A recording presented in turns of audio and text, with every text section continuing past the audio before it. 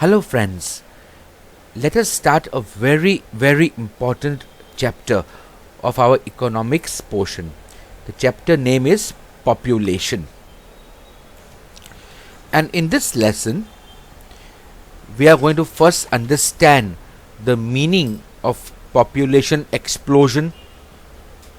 Then we are going to see about the population trends in India.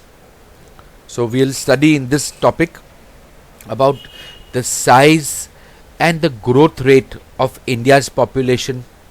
Then we'll see about the male and female population distribution of India, means the gender distribution of population in India. We'll see about the gender ratios. We'll also talk of the age-wise population distribution. Then we'll see the rural and urban population divide in India. After seeing about the trends of population rise in India, we are going to see about the causes of the rapid increase in population growth. So in this we will study about birth rate, death rate. We'll see the causes of high birth rate. At the same time, we'll also see the causes of low death rate. Right? And then we'll end the lesson with the measures to control population. So it's quite a long lesson, but it's very interesting. So the question comes, why do we need to discuss this topic? And why is population a part of the study of economics? Right? Population and economics, why do they match? Let's see about that. So see, it's inevitable to discuss about the increasing population. Why? Because the world population has already crossed the 7 billion mark. In Indian terms, it is 700 crore plus of population. And India's population is not far behind. We have reached 1.25 billion. So that is 125 crore of our population. So a large chunk of the world population is an Indian population, right? So it's a cause of great concern. That is why it also comes under the study of economics, because population directly affects the living standard of people. And we already know that economics is nothing but the study of how to improve the living standard of people.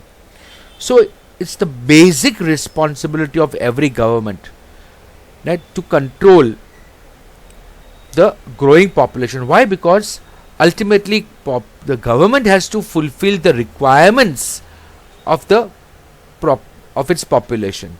And if the population is continuously growing, it is very tough for any government to control or to help out and improve the living standard of people.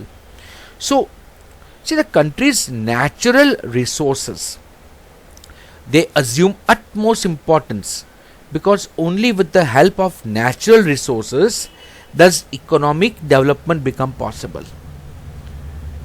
We use our natural resources to make products or to run our industries, and these industries ultimately improve the living standard of people. So between population and natural resources, there are two aspects. As the population increases, the limited natural resources will deplete fast, will get less faster. So let's if population, and let's talk of resources. Okay, resources. If population increases, the resources will deplete faster, and in the long run it becomes dangerous for the future generations. Why? Because of increased scarcity of resources. Let us say if all the water bodies get used up, what will our children drink? How will they survive, right? And at the same time, when unskilled population rises, right? So when unskilled population rises, the natural resources will not be utilized in the best possible manner, and that proves to be a barrier for the economic development of a country. Why? Because there's a wastage of resources. So a skilled population, if it increases, that's fine. A skilled population will bring more job opportunities, more business. Like compare China and India. So China has a greater skilled population compared to India. So China has more economic development compared to India. A country like Japan, which is a very small country area-wise, having a large population compared to their area, around 6 to 7 crore population, and a small area, smaller than Gujarat also. But the population skill level is very high. Education rates are very high. So what happens? The productivity of the country is very high, and that is why entire India, with this 125 plus crore population, well, the market value, or we can say the gross domestic product of India, is not very far ahead compared to Japan. Right? So if India is 4th in the world, Japan is maybe 7th or 8th in the world in terms of GDP. So a small population contributing so much. Germany, France are very near India in GDP, and their population is very less compared to us. Right? So that is the problem. High unskilled population also creates problem. So a study of population becomes essential. Why? Rise in population is the root cause of most of the problems in our economy. Talk of poverty, okay, high population, poverty will increase. Talk of unemployment, same thing. Talk of lack of facilities, lack of infrastructure, everything you can pinpoint to rise in the population. That is why we have to control population. Okay, now let us talk of a new topic called population explosion. It's a new term. When I say population has exploded, means the population of the country has gone up very fast. Even not even like this. This is a comparatively smaller, steeper slope. Let's say something like in this way, very steep rise in the population, right? That is called population explosion. So India's death rate has fallen rapidly. Birth rate has not fallen to that extent. See, remember this. It is not that more Indians are producing more children. We are giving birth to more children. It's not like that. Our grandfathers had 6, 7, 8 children families. That my grandfather had, my dad was of 9 brothers and sisters, right? And there were 2 had died in childbirth. So there were 11, family of 11 would have been. At least 9 grew up to be adults. So our ancestors had more children actually. But the death rate also was very high. Right? So birth rate has not fallen to that extent. The death rate has gone down now because of better medical facilities. We'll see that in later. And this difference for falling of the death rate and the birth rate not falling as much as the death rate, it has resulted in net population increase. Right? It has resulted in rise in net population, right? And that is known as population explosion. So this is the definition, right? Population explosion. So population rise is the most important and biggest reason for various problems which we face, or even which the world faces. The entire world has never witnessed such a fast rate of growth of population as in the present period. And India is also not an exception. Let me show you a graph of the world population. See, this is a graph of the size of the world population over the last 12,000 years, and we are starting way back around 10,000 BCE. Right? 10,000 BCE, the world population is estimated to be around only 4 million, 40 lakh. Imagine 40 lakh. That's even less than Surat. Surat's population, right? Then you see till 8,000 BCE, 6,000 BCE, 4,000 BCE is practically a flat line.